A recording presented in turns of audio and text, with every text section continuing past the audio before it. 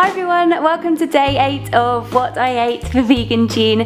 And so for breakfast yesterday I made a coconut, banana and cashew smoothie, and I had some of my coconut jam cookies. So for this I added 2 bananas, half a cup of oats, a small handful of cashew nuts and 1.5 cups of coconut milk into my food processor, and then I blended that up until smooth. I poured that into a jar and then I took some vegan chocolate and just grated that on top. Don't worry guys, no chocolate was wasted making this, and whatever fell onto the counter got scooped up and put in as well. My counter was clean, it's all good. And I had that with a few of my coconut jam cookies shown in yesterday's video. The recipe for this will be down below. If you don't have cashews you could use almonds, or if you have a nut allergy you could try using maca powder, as it gives a really creamy, almost caramel-like flavour. The smoothie was probably the creamiest smoothie I've ever had. It was amazing. Obviously went really well with the coconut jam cookies,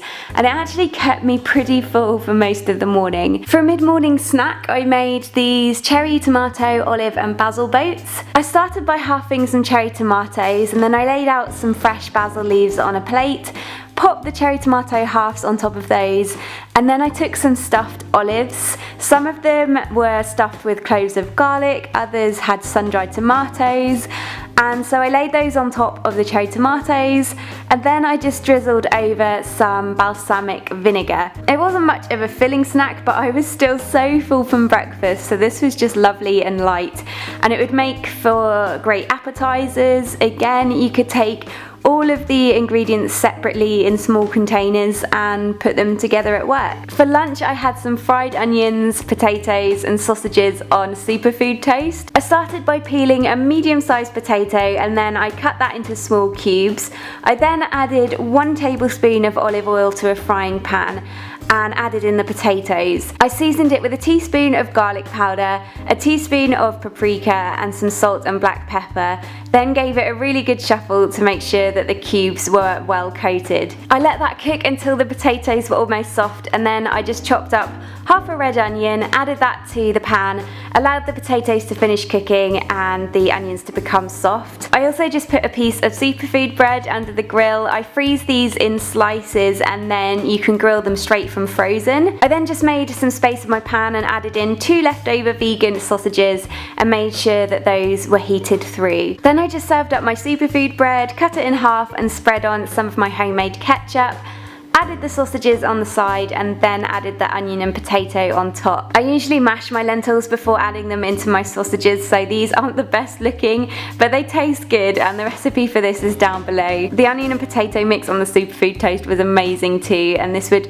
also be really great as a breakfast option. For a snack in the afternoon I had some of my pizza crackers and I made a cheesy garlic avocado spread. I just halved an avocado and scooped each half into my food processor.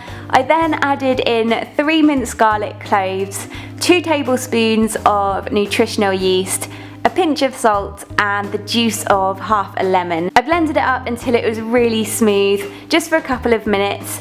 And in this time I also grilled some of my pizza crackers. Again, you can grill these from frozen. I added the cheesy garlic spread into a jar, and then once the crackers were nice and crispy I popped those on a plate and then just spread the cheesy garlic avocado onto it, and this would work great as a butter also if you wanted to make garlic bread, or you could put it in sandwiches. The garlic in this makes it quite a strong flavour. If you want to tone it down then just add in 2 cloves, but it was a really delicious spread. You could taste both the cheese flavour and the garlic, hence calling it a cheesy garlic spread. And I love coming up with different things like this, as they can be used in so many ways, and you can store the spread in the fridge for up to 3 days. The lemon juice in it stops it from turning brown too quickly, but it's best not left any longer than that. Dinner was quite a quick one. I had some creamy penne with the sun-dried tomato, olive and basil balls. I was just cooking for myself this night, so I cooked up a single portion of whole wheat penne pasta,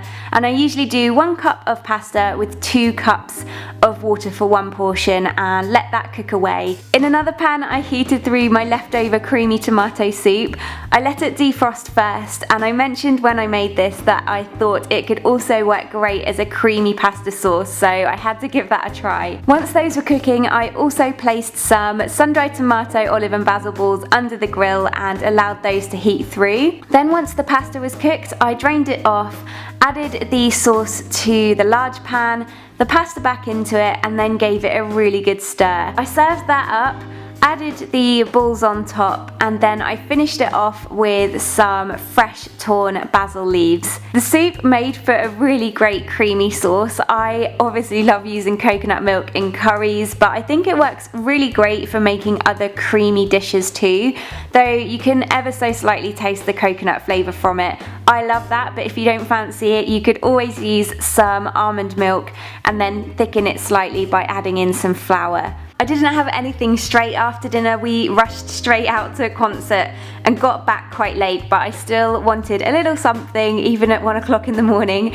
So I made myself a peppermint tea, and I've mentioned before this is my favourite thing to have before bed because it's just so soothing and it really helps me sleep. I also had that with a few squares of chocolate. This one's by Moulou. It's organic raw chocolate with a little bit of vanilla in it. It's so delicious.